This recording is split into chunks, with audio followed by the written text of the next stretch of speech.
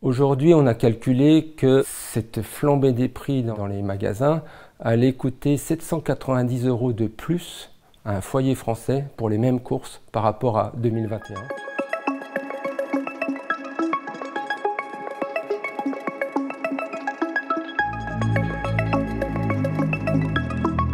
Le rayon qui a le plus augmenté dans les grandes surfaces, ce sont les viandes, avec notamment une flambée du prix du steak haché. Certaines marques atteignent plus de 60% de hausse. On peut aussi parler du poulet, des volailles en général, du porc également. Tout ça a augmenté de manière considérable, 10, 20, 30, 40% depuis un an. Depuis le début de l'année, le sucre est passé quasiment de plus 10 à plus 30%. On peut aussi parler de tout ce qui est snack, pizza.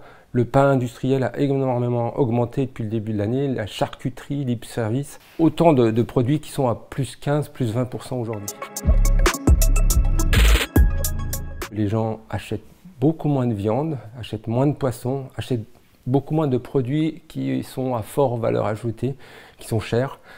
Et donc on a constaté qu'un quart des Français avaient réduit tout simplement leur consommation alimentaire depuis le début de l'année. Les plus impactés sont évidemment les familles avec enfants, les personnes de moins de 50 ans aussi. On s'est rendu compte que les jeunes sautaient de plus en plus de repas, n'avaient pas les moyens de s'alimenter tous les jours. Aujourd'hui, 45% des foyers français sont fragilisés par la situation actuelle. Ça fait 13 millions de foyers.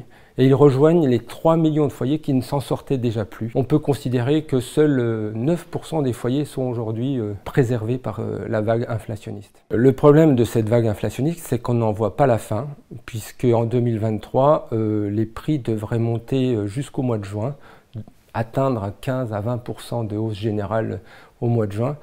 Et malheureusement, ça ne baissera pas ensuite. On restera à ce niveau très très élevé, probablement jusqu'à la fin de l'année.